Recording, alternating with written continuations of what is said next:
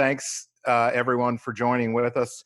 This sort of came together really quickly, and I'm sure everybody's got a lot going on. So thanks for making some time for us today.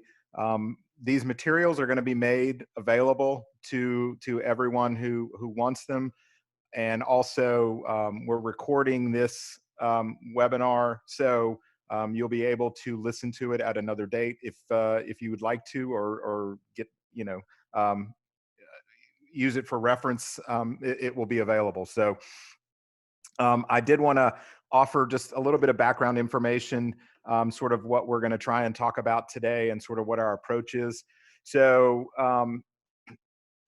as many of you are aware, there has been a lot of legislative activity coming out of Washington the last few weeks for the pandemic crisis, and really it's sort of been described as being in three different phases.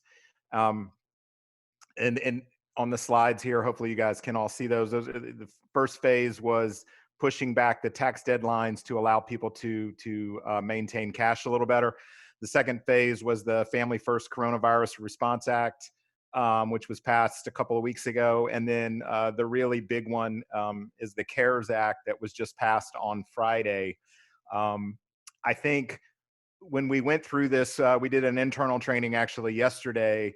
And I think based on the client questions we're getting, and based on what everybody is curious about, the biggest thing is the CARES Act, and especially the SBA loan program within the CARES Act. The tax provisions are nice. That's great. It's important. But really what is getting everybody's attention is the SBA stuff. So what we're going to do today is we're going to touch on all three of these areas. But to be sure we get everything covered for the SBA, we're actually going to sort of go in maybe a little bit out of order. We're going to start with the SBA loan stuff first, and then move through some of these other tax-related and HR-related provisions. Also, just quickly as background information, we do have Q&A available for this, but do be mindful. We currently have 472 participants.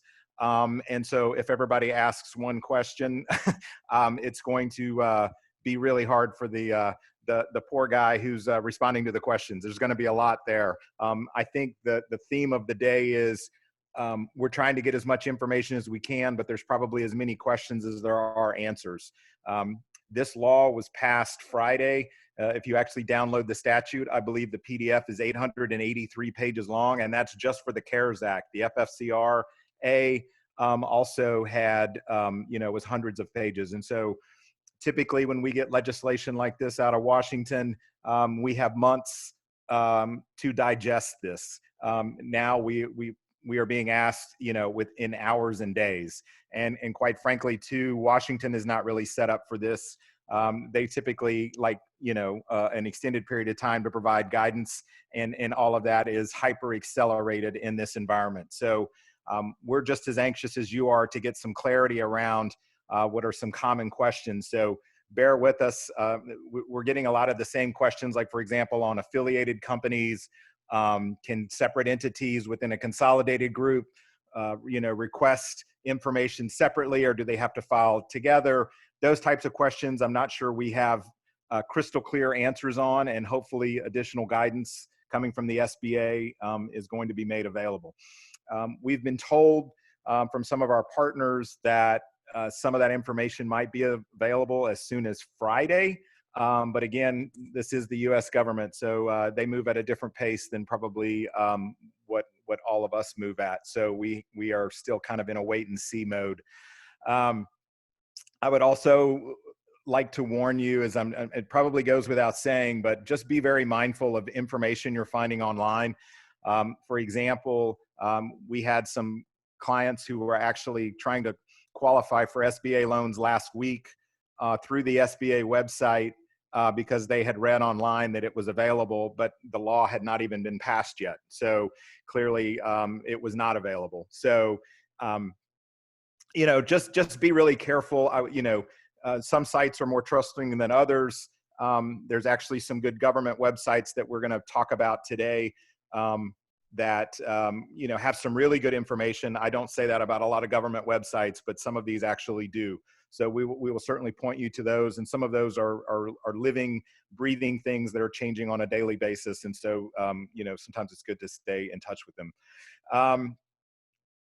Thank you again for joining. This is sort of unusual for us. We haven't ever done a Zoom presentation with 500 folks on it. I was joking yesterday that it's really weird to do a presentation and not hear just all the great applause and unstopped laughter from when I tell jokes. There's just no feedback. It's like I'm telling jokes at my house. I just get crickets and blank stares from my kids. So luckily I'm used to this. So without further ado, I'm going to turn it over to a couple of my colleagues, Kevin and Eric.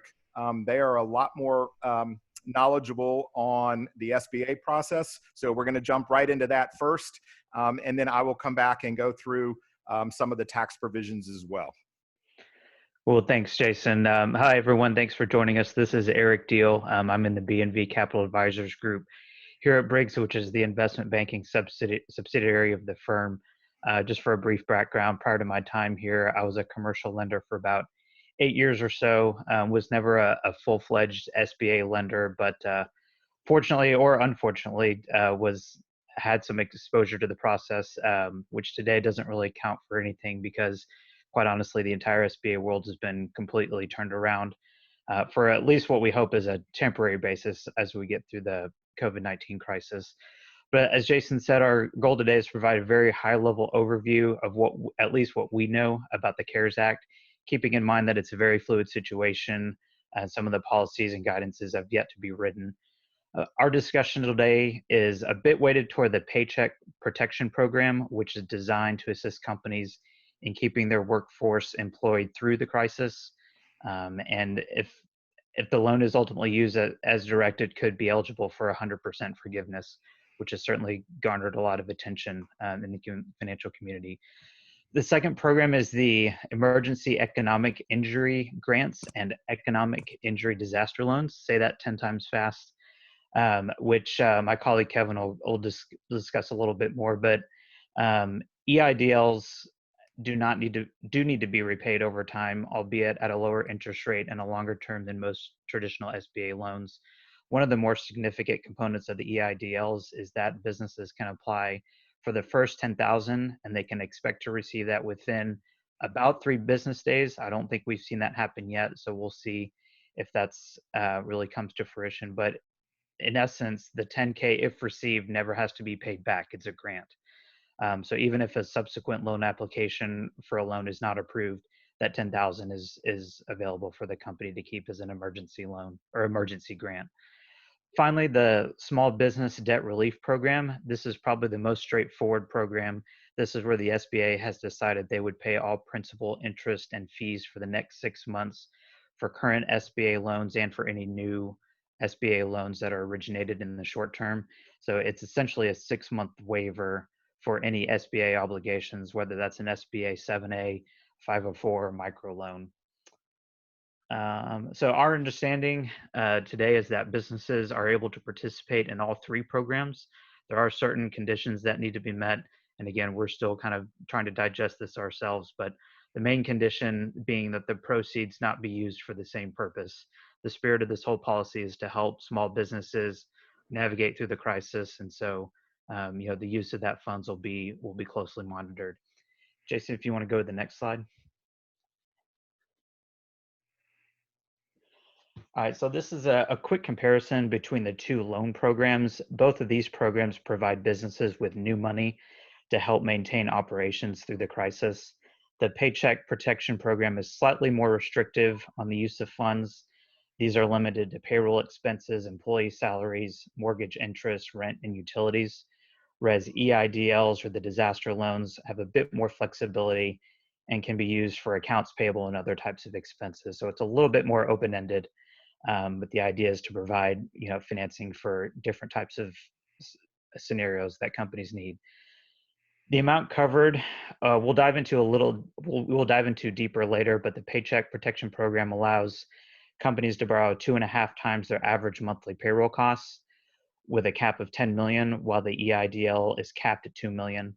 There's a lot that goes into those calculations, so we'll cover those a little bit more detail later. Interest rates are pretty comparable at about 4%. The forgiveness is the big differentiator here.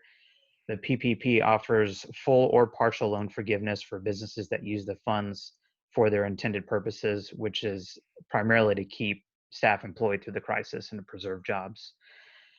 We'll discuss also how we can assist as a firm through the application process. In fact, one of our partners has had a direct experience with the application process through a family member. So we might be able to get him to share some of his experiences with that as well. But again, we're all kind of learning this together as we go forward. Next slide, Jason.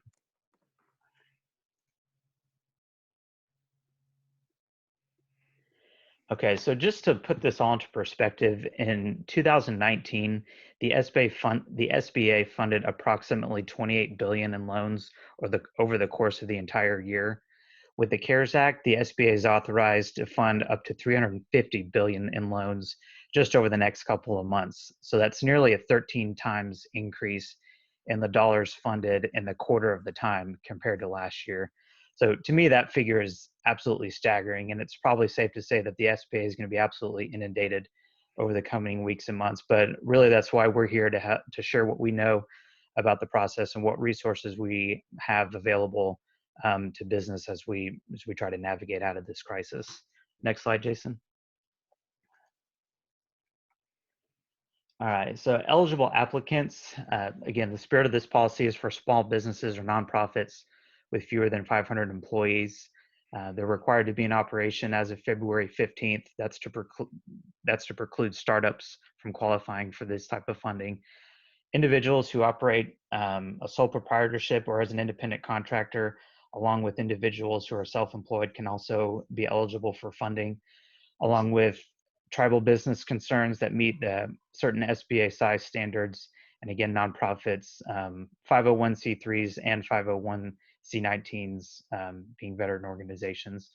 One caveat to eligible companies, and Jason alluded to this in his opening comments, is that we've had lengthy discussions this morning about companies with some form of institutional capital sponsorship, whether that form be in private equity or venture capital, some other form of sponsorship from an institution. There could be a couple of exceptions for those companies to obtain financing. We've been speaking with several private equity groups just this morning and throughout the day, and from what we've heard, at least from some of the larger funds, is that these private equity groups in general do not believe their portfolio companies would qualify for the SBA for this type of financing. Again, there are exceptions to this, and we're hoping to get more guidance on this soon, but that certainly is a hot topic, especially when you consider when you consider the history of private equity just over the last 5 to 6 years and how it's really exploded. There are a lot of companies out there with some sort of institutional capital. So we know that that's kind of high on the question list, and we're definitely working to get some answers for that. So go ahead and move forward, Jason.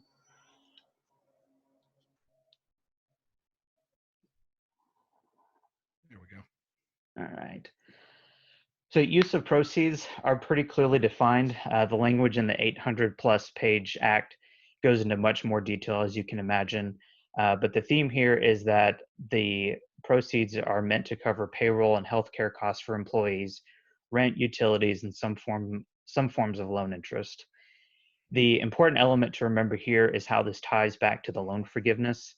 The proceeds from the PPP loans must be used to cover these categories of expenses in order to qualify for loan forgiveness. So I'll expand upon this in a couple more slides, but just keep that in mind as we go forward. Next slide.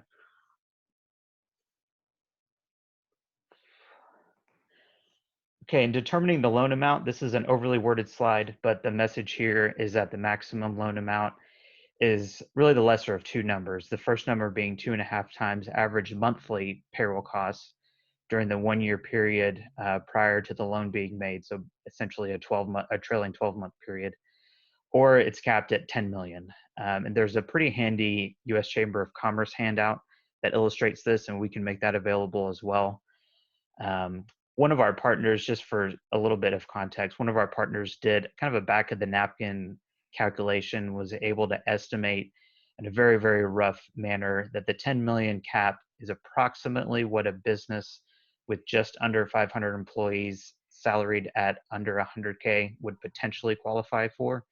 Again, that is a very, very rough estimate, and a lot more goes into it. But the spirit, again, of the policy is to reserve the program for companies with fewer than 500 employees. So our hope is that most of the small businesses that do qualify won't have a huge issue with the cap. Next slide, Jason.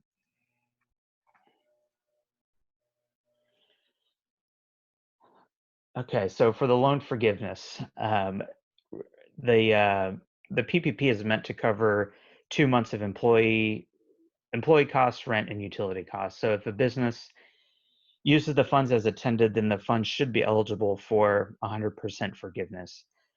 So how this forgiveness will work is still something that we're expecting additional guidance to be put forth by the SBA on here.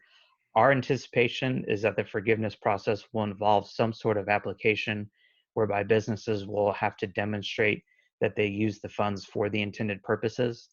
So to that end, it's just as equally important for all businesses out there participating in this to document that the proceeds were used for those qualified expenses. The expense tracking is something that we as a firm are pretty well equipped to do.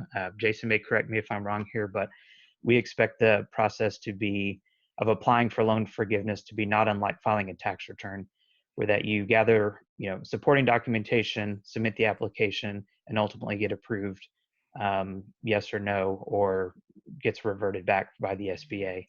And in my personal experience with the SBA, they're notorious for being kind of a check the box mentality, where if one thing is out of place, it could get reverted back and corrected. So the devil is in the details on that, but again, more to come, hopefully, as we go through the process.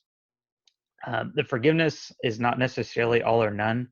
The amount forgiven can be adjusted down if payroll costs are found to be lower than what they should have been according to the Act. So again, there's a lot that goes into us, and it's something that our firm is working on in creating kind of a spreadsheet model and to help businesses help forecast what the expected loan forgiveness amount could ultimately be.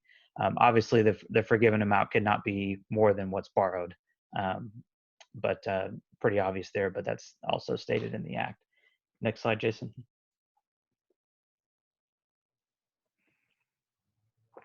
Okay.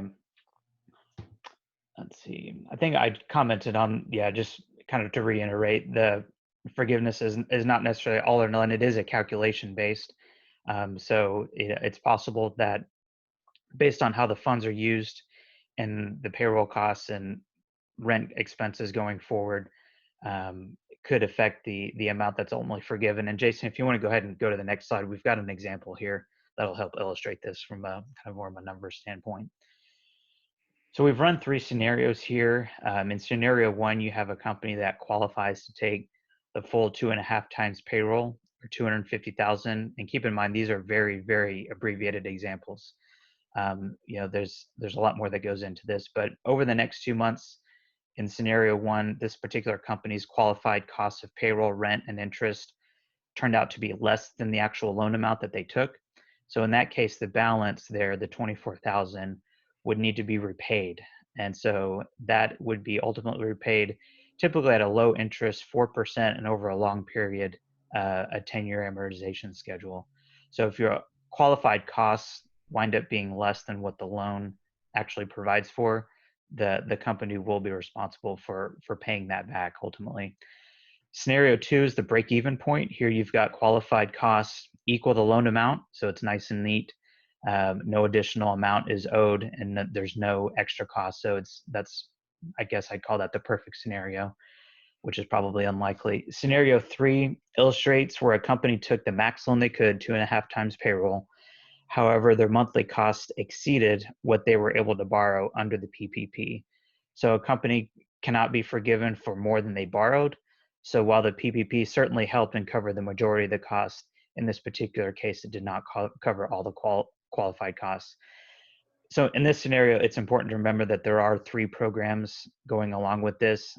There's also the disaster loans, as well as the payment relief from the SBA. So keep in mind that the PPP is really just one element to this, and we're taking a little bit deeper dive here.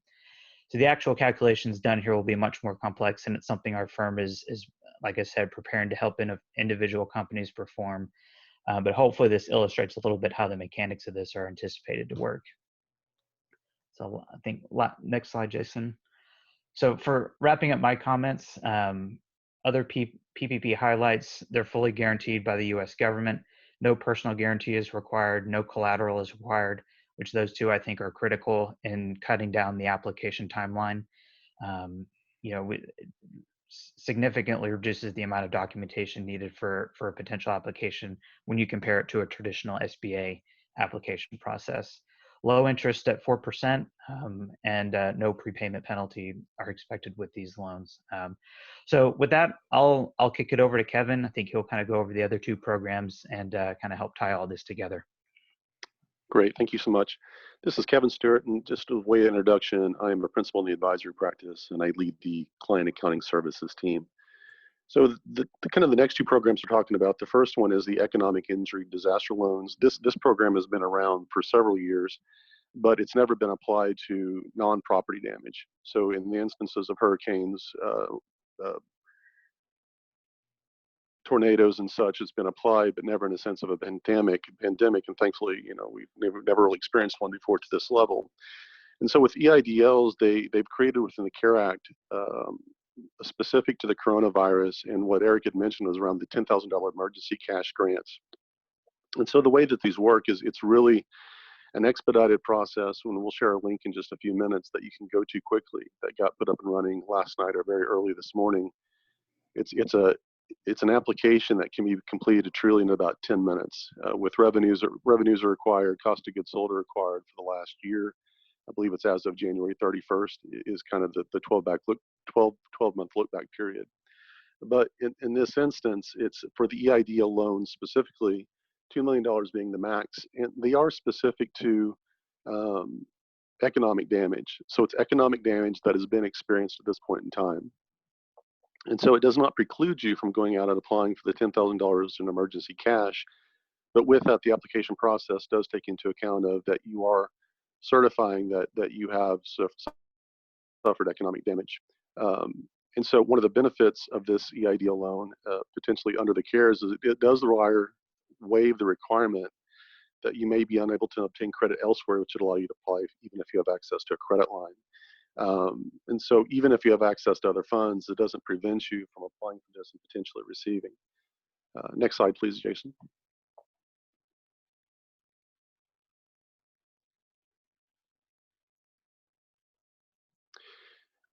So the key differences from the PPP or the payroll part of the CARE Act is the EIDLs, they're non-forgivable, excluding the $10,000 because that's truly just an initial emergency grant.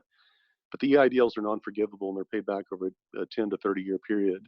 One of the things we didn't mention here specifically is the interest rates. I think for EIDLs are 3.5% to 4%, where I believe they're for not-for-profits specifically. I think that caps out at 2.5%. PPPs are forgivable if the requirements are documented and approved, unlike the EIDL. Grant, we've talked about a little bit here, and within the PPP, there is no automatic grant. Now, saying that, if you do receive the EIDL grant, you can apply for the PPP, and basically it reduces the funds you would receive under the PPP, whether it be the 10,000 or more. So we'll call it basically refinancing. So in that link below, that is the expedited process, or the expedited link to go to for the EIDL, and specifically the emergency grant of the $10,000. Now, the CARE Act does mention or say that amount has to be paid if it's allowed or granted to, that paid within 3 days. Again, because this is all brand new and there'll probably be a dearth of applications out there, I wouldn't be surprised if there's a delay by a day or two more. The very last slide on the application does require you to put in your banking information. So they are attempting to expedite. So program 3 is, Jason jumped forward and then jump back, but program 3 is really related to the small business debt relief program. So it's an immediate relief of the SBA loans you have in process that you've already taken out already. and it is covering the principal, interest, and fees for a period of 6 months. And that bill was signed, I believe, last Friday, Thursday or Friday of last week. Next slide, Jason. I will say, going back and going to the slide, under the EIDL, I will say, if you dig into the details a little bit, it speaks specifically to what you're supposed to use it for. And really, if I were to rename this act from the CARES Act, I'd probably call it the Cash Flow Act of 2020, because really what it's attempting to do is it's helping business owners meet their fixed debts, right? So it's those things that are requiring, you've got to pay vendors, you're trying to pay your employees. So it's really trying to keep the cash flow going through the period of seclusion here. If you do not use those and you are caught, I will say, by the government, the penalty for that is 1.5 times of the amount that you borrowed. So if you were to borrow $20,000, use those funds to grant yourself a bonus or cover expenses that aren't specifically defined within the act, the penalty is 1.5 times whatever the principal is that you borrowed, to be paid immediately. So it is a pretty hefty fine if used for or non-defined reasons here. So bringing it all together, kind of comparing of each of them, and I think one of the questions we saw in the Q&A is, can we apply for multiple programs? And the answer is yes, yes-ish, right? So you can seek a loan under the EIDL, and you can seek the grant, and you can seek protection through the PPP, but none of these can be used for the exact same expenses. And so if you have employee payroll of $100,000 per month, you cannot obtain $100,000 of money from the EIDL specifically for that, and also another $100,000 specifically for that same time period. Now, if you use it for payroll for a different time period, then it would qualify. So the funds obtained from multiple programs cannot be used to cover the exact same expenses, but you can apply and use all the reliefs being offered here. Next slide, Jason.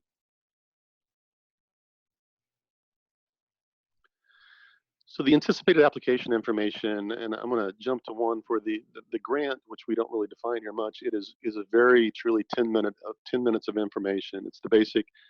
It's your social security number or the EITN number, and then it's just the basics about your business, percentage of ownership, the type of business that you are, who you service, those types of things. Going to, and for the grant, the $10,000 grant, it becomes even simplified as these are the amount of revenues, this cost of sales, and the rest is truly basic information that you're putting into. If you're truly applying for the EIDL beyond the grant, it does require an assessment of the actual loss that you've incurred. And so, there are various ways to prove that economic loss, whether it be through reductions of complete ceasing of revenues from the dollar volume of what it was and what it is now, profit margins, cash burns, or any number of things that you can evaluate truly the impact of your business, the impact of coronavirus on your business. But with the grant itself, it doesn't require any of that really of information. All it does is require you to certify that you did in fact meet the criteria of the grant/loan. And so that good faith certification is around, it's being used to retain workers, it's to maintain payroll, it's to basically cover your fixed costs of mortgage, leases, and utility payments. Also, as a part of that, it's ensuring that there's no other application pending under the same program for the exact same purpose. And the time period is really February 15th going forward. Next slide, Jason. So the actual anticipated application information, I mean, if you go to a bank to seek a loan, and so that where the grant or the $10,000 grant, you're going directly to the SBA, seeking assistance. When you're doing the SBA or the PPP loan, and seeking guidance there, kind of from the bank specifically, it's that information that you would expect to bring with you anyway for any loan. So it's the payroll information. Because this is payroll specific to cover payroll cost, it's going to be the summary reports. It's the 1099s potentially issued in 2019, other payroll costs, rent expense, and all that financial information listed there, and probably even a little bit more. But those are the basics of what we would expect to see when you're showing up. We have interacted with several banks that we partner with in different ways. And this information that we're including here is very similar to what they're sharing with us that they would need. Next slide. So how can BNV help you beyond the webcast that we're providing here and continuing phone calls and things that we're assisting with? You know, the process, the grant itself, the $10,000 grant is easy. You know, you can go out and do that yourself. However, we could assist in accumulating that information for you if need be. When it comes to the SBA loans, it becomes a little bit of a packaging of information. It's, as Eric mentioned, a little bit more of a check in the box mentality. And so we can create, organize, or maintain a virtual data room that's out there for you to manage the flow of documentation for the applications. It's helping you evaluate your payroll cost analysis and forgiveness forecasting. And it's going to be critical on the back end of this to truly track the information that you have so that you can get the forgiveness. You know, don't want to enter into it expecting, well, it's just going to be forgiven. There truly is a little bit of bookkeeping that needs to be done to maintain that. The ongoing expense monitoring is kind of what we're talking about there. So it's getting that documentation in order and ready to prove out your estimations and prove out what you've done from number of employees, payroll cost. And you know, I believe it was mentioned that payroll in excess of $100,000 for one individual on an annualized basis is not covered. So it's not that employee is 100% excluded, it's just their payroll above $100,000 is excluded. And so from a bookkeeping standpoint, it's going to be a matter of truly tracking that and tracking that well to ensure that you're covering the bases that you need to cover. Next slide, Jason.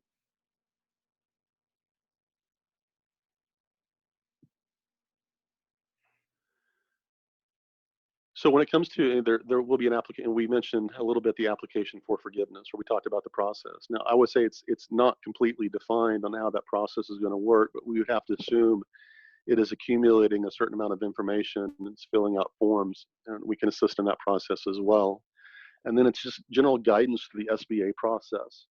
For businesses who've never applied for SBA funding, that SBA funding is through banks. And so if you don't have a current SBA lender, or if you don't have a current banking relationship, we can definitely assist in facilitating a smooth and efficient application process and put you in contact with the necessary people of who you're applying to.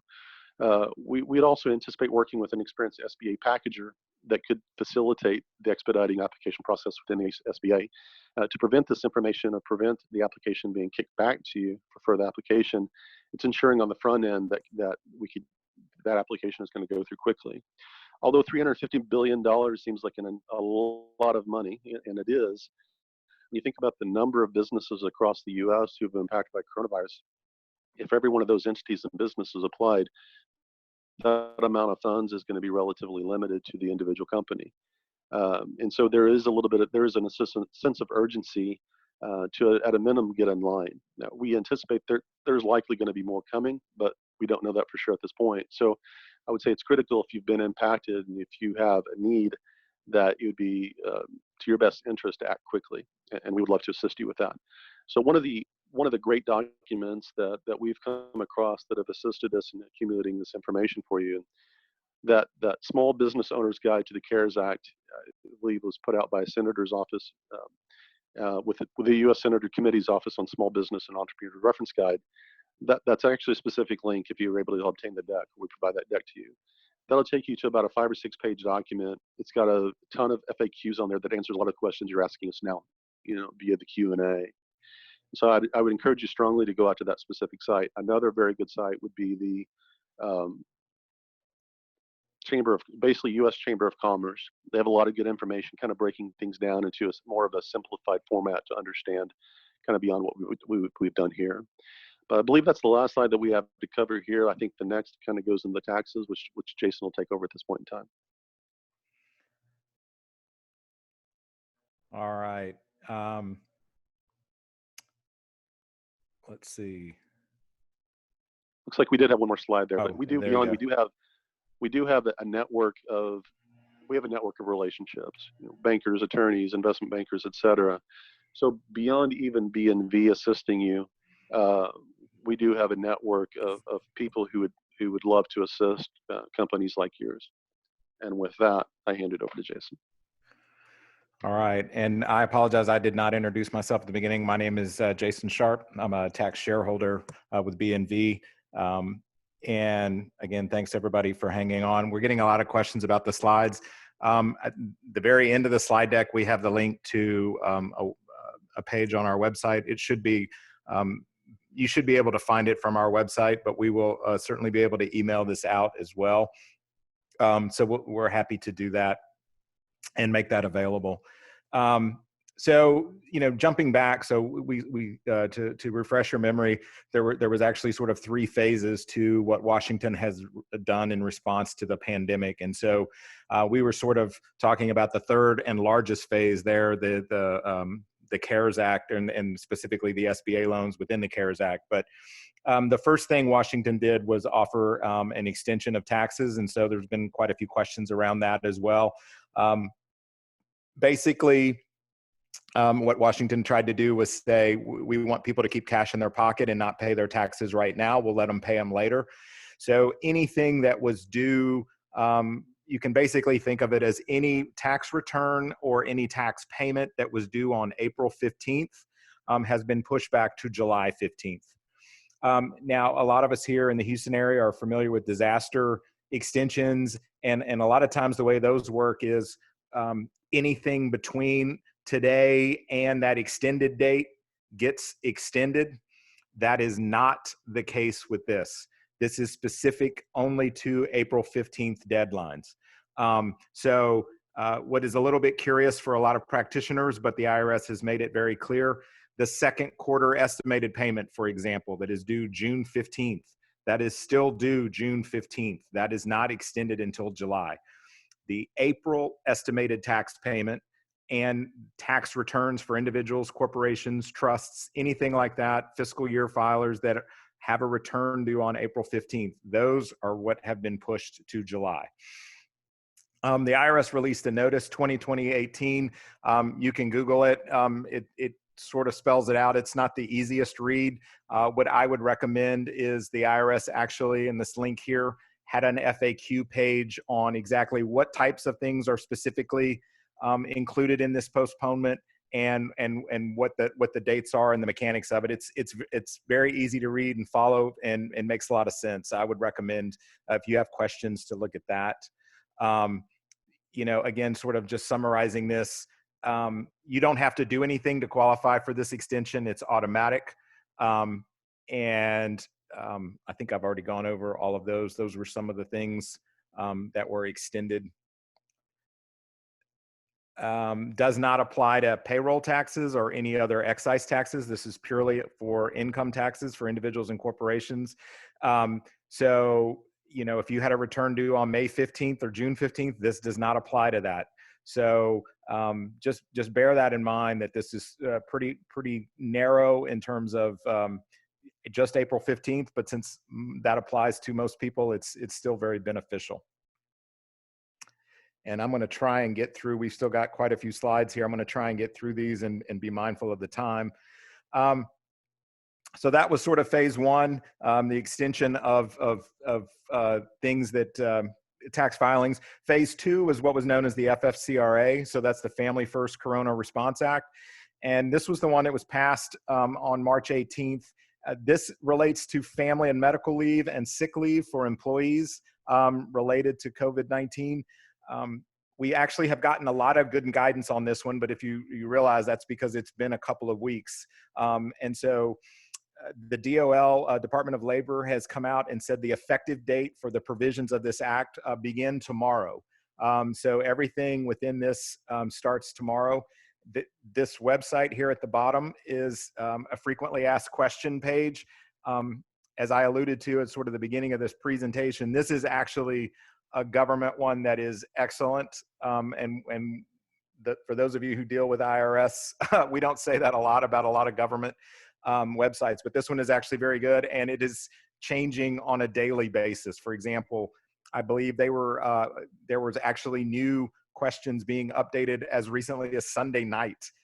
They were up to 59 different questions people had about how this law is supposed to work. And the questions that they are answering on that page are the most common questions that we were getting from our clients as well. So again, if you have questions about this, I would strongly recommend going to this and just reading through that and see if you can get your questions answered. Basically, this is broken into two well, I would say three main parts, but there's two parts, and then those two parts can lead to the third part, which is a payroll tax credit. The first part of this is the family and medical leave. So what this is saying is that if you have fewer than 500 employees, you have to be able to grant them leave. And if you pay for that leave, you potentially get a dollar for dollar credit on payroll taxes. So let's see here. I believe the next slide has a little more of the details.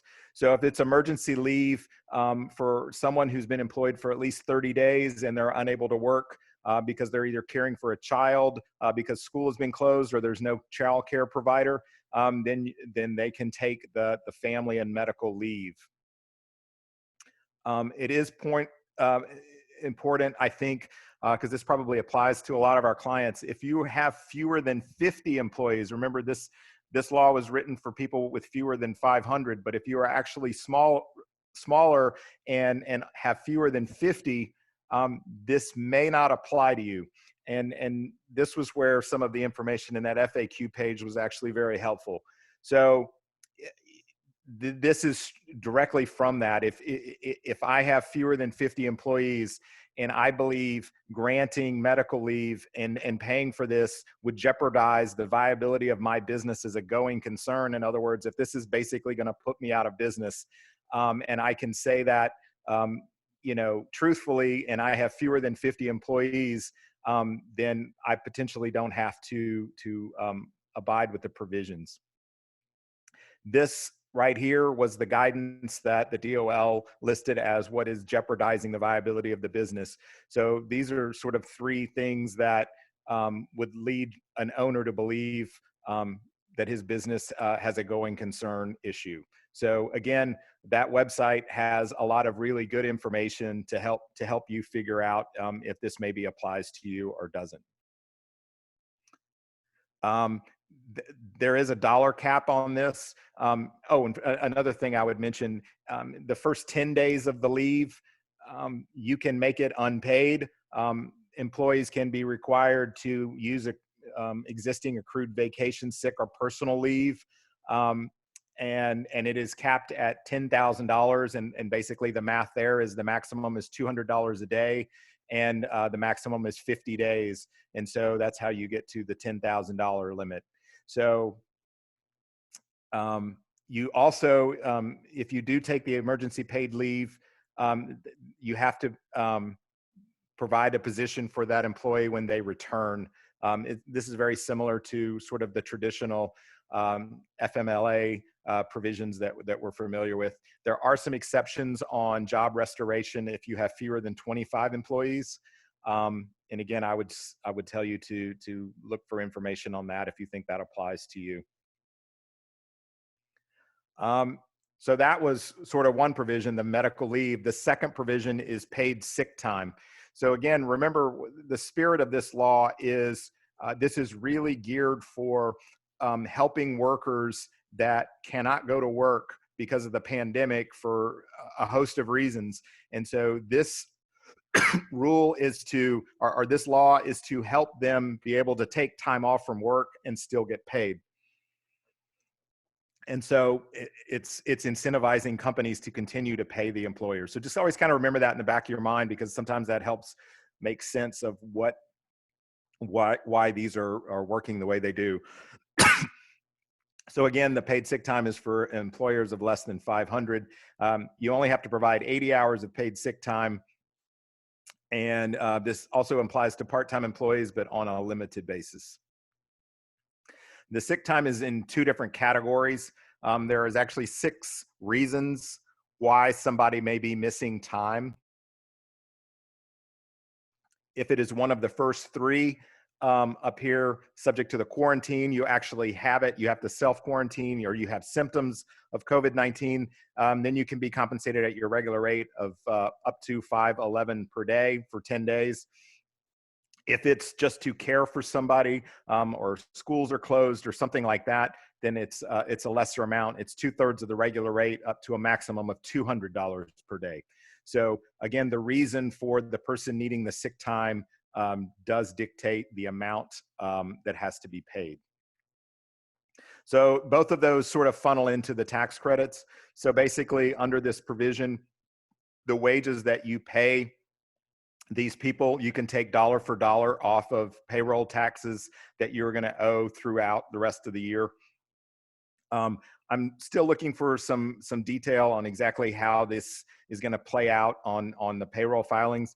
For those of you who have payroll providers, you know, ADP, Paychecks, Paylocity, some of those, I would recommend reaching out to them. I'm sure they have a lot of good information on exactly how this is going to work. But basically, the government is having you pay the employees, but then you're getting the money back because you're not going to have to pay payroll taxes. So again, this is just going through, this slide here is sort of going through the credit that you're going to get it for the EPSLA, which is the sick time, and then the EMFLEA, which is the leave. And it's going to, you know, they each have maximum amounts per employee. The credits are refundable. This also does apply to self-employed individuals. I am not sure exactly how that is going to mechanically, because self-employeds don't file payroll tax returns quarterly. You know, they obviously pay it through SE tax with their 1040, but they do make quarterly estimated payments. I'm hoping to get a little more clarity as to how this is just practically going to apply to self-employeds, but it's very clear from the law that the intent is for self-employed individuals to also receive a benefit for this as well. So then moving on, so that was the second phase. So now phase 3 was the CARES Act, and the CARES Act really is sort of divided into two main sections. There's sort of the SBA loan program, which we've already talked about, but then there was also a number of tax provisions. And again, sort of going with the spirit of these other provisions, the idea is we want to keep money in people's pockets now so that they can hold on to their business. And so most of these are tax provisions that are going to help you from a timing perspective. So it's either deferring tax payments that you have to make or accelerating deductions, things like that, you know, over a timing, you know, over the next 5 years or 2 years or something, it all sort of comes out in the wash, but immediately you're getting a benefit from a cash flow perspective. So that's the way most of these are designed. The rebate checks has gotten a lot of press. I think a lot of folks are familiar with how this is going to work. Each person is going to be eligible for $1,200 rebate, $500 for each child. Married couples obviously would be $2,400. There is a limitation on this. If a married couple has AGI or adjusted gross income of $150,000, that's when the phase out of the amount starts. So if I make $170,000 as a married couple, I'm going to still get the rebate. I'm just not going to get 100% of it. It's going to be reduced. And so it's phased out for married couples between 150 to 198,000. So at 198, you're completely phased out of that. For singles, it's from 75 to 99,000. This is based on, whoops, I skipped the slide. Or maybe I got rid of the slide.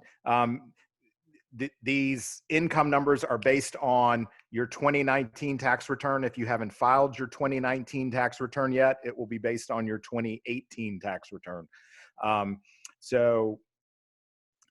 Let's see. The other, this is another one that has gotten a lot of attention, the employee retention credit.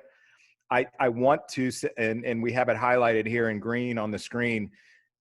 This one is, by the statute, this is a credit that you can potentially get off of your payroll taxes. But if you do get this, then you're not eligible to receive assistance through the PPP. So there's another provision that we're going to talk about in a second that also has this same language in the statute. So again, just be aware that while this is available to you, it may limit your ability through one of the SBA loan programs. Not saying one's better or worse, just be aware that, that these are mutually exclusive. So for here, you can receive a refundable payroll tax credit equal to 50% of the wages up to $10,000 per employee. And it's if you've had a decrease in gross receipts in your business due to COVID-19. I have not seen a lot of real good examples on exactly how this is going to work other than the language that is listed right here. But hopefully we'll get maybe a little more information. This next one has gotten a lot of attention. This is a delay of payment of payroll taxes. This one too is the one, as I mentioned, that is similar to the retention credits. That deferral under this, while is maybe allowable to you, could limit your ability under one of the SBA programs. So just be aware of that. But if you choose to take advantage of this, you basically are able to not pay payroll taxes, or the Social Security employer portion of the payroll taxes, which would be 6.2%. You're basically allowed to stop paying those for the remainder of the year, and those amounts will be paid 50% at December of 21, and the other 50% in December of 22. So again, this isn't all of the payroll taxes, it's just the employer portion of the FICA, but that's obviously a very large component of it. Okay, and we're kind of running out on time here, so I want to try and get through these real quickly here. There's also on loss limitations, there's a couple of different provisions. NOLs have changed, so for those of you who remember the TCJA that came in at the end of 17 changed the NOL rules. It stopped anyone from being able to carry NOLs back, and the ones that were carried forward could only be used against 80% of current year income. Those provisions have since gone away now. So if you have an NOL for tax years 18, 19, or 20, you can carry those losses back as much as 5 years and get refunds of taxes from the previous 5 years. And similarly, to the extent NOLs are carrying forward, you can use them 100%. You're not limited to that 80% of income. You potentially could use them against 100% of income in future years. Also, the TCJA brought in something known as the excess business loss. It was a potential limitation of pass-through losses to individuals that sort of turned that limitation into an NOL. That is basically gone for 18, 19, and 20. Didn't apply to a lot of people, but for those who did, it was a significant thing. So that is now gone. Retirement accounts, you're now able to take distributions from a retirement account without the penalty. So for those of you who are familiar with this, if I touch my 401k before I'm 59 and a half, I have to pay 2 types of tax on that. Number one, I have to pay income tax on it because it's never been taxed. And the second thing is there's a 10% penalty because I'm taking it out early because I'm not 59 and a half. There are a few exceptions you can touch your 401k and other retirement accounts for, but generally you're subject to the 10% penalty. They are allowing for a distribution because of the coronavirus. You could take a distribution of up to $100,000. You would still be subject to the income tax because that's never been taxed, but they're helping you out in 3 different ways. Number one, I don't owe the 10% penalty on it. Number two, typically distributions like this are subject to a 20% withholding. The IRS wants, or the Treasury wants us to have cash in our pockets, so that withholding will not be withheld from the money as it typically is. And the third thing is, while I do have to pick this up and pay income tax on it, I don't have to do that for 3 years. You're going to be able to spread that income tax across 3 years. I can also repay it, and if I repay it during that time, then I don't owe any of the income tax on it. It sort of turns it into a loan. So I have a little bit of flexibility there. So who can qualify for this? You have to be what's known as a qualified individual for purposes of this.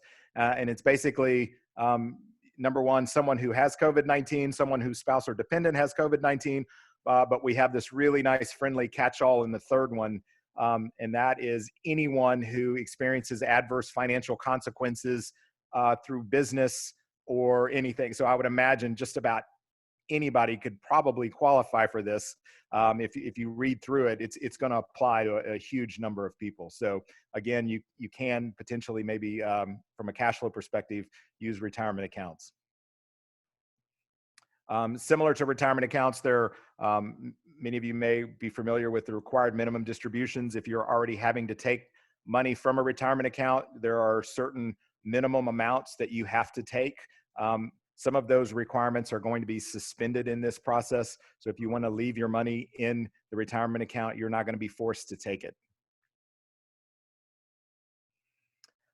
They also would like to encourage charitable donations in a time like this. So one thing they'll do, you're allowed to make a deduction and get a deduction for up to $300 of charitable contributions. That's above the line. So even if you don't itemize and have your other charitable contributions, you potentially could still get a $300 deduction. Also, the limitations on charitable giving have been taken away for individuals. So in other words, the AGI limitations that have been historically applied on charitable donations are gone for individuals, and they're significantly increased for corporations. This does not apply to donor advised funds, but does apply to everyone else. I think we sort of touched on these. The corporate rates have gone up. Also, there's special rules around donating to food inventory. And here's sort of how you calculate what the deduction is. They've relieved some of the restrictions around that to encourage folks to be a little more charitable. Interest limitations. The TCJA brought in a 30% limitation on interest. So in other words, if I had $100 of income, I potentially could only deduct $30 of interest. That 30% limitation has gone up to 50%. So I get a little bit more interest deduction. Also, if I experience a loss in 2020, as many taxpayers may, I'm allowed to use my 2019 income number for purposes of this calculation. So therefore, it's going to be maybe not quite as limiting. There is a lot of special rules for partnerships related to this interest limitation. It's not as friendly for partnerships. They may not get it for 2019. They may only get it for 2020. I would just say consult with your tax advisor to see how that may apply to you. Just be aware for partnerships, it's not quite as forgiving as it is for other taxpayers. Qualified improvement property. This was sort of a glitch, for lack of a better term, with the TCJA. As you know, property was subject to 100% bonus depreciation. QIP should have been included in that, but it was not, just because somebody screwed up when they wrote the statute. They went back and have corrected for that. So now if you have qualified improvement property, it is 15-year property, which means you can take bonus on it, and you can go back and amend returns or file a change in accounting method and just change it going forward. But potentially for some folks that could be a huge tax savings. As we've discussed, here are some of the links to our homepage that specifically talks about CARES Act and the SBA loans. This is an email address that if you have any questions, please feel free to email them to this address, and we will respond to them as quickly as we can. Also, I would like to say there are unique provisions to this that apply to not-for-profits. And Deborah Seefeld in our Woodlands office is our not-for-profit guru. So I have included her contact information here. So for any of the folks with questions specific to that category, please feel free to reach out to Deborah, and she can try and get you whatever information you want. I think that is all we have for today. Again, thank you for joining us. These slides are going to be available. This session was recorded, so if you wanted to listen to it again or share with somebody, we will certainly make that available. We are going to try and respond to the questions that have been asked as best we can. We may do that through email, but we'll certainly try and reach out to everybody. Again, thank you. Hopefully more information is coming, and we will try and keep everybody up to date either through email or through our homepage. So please stay tuned.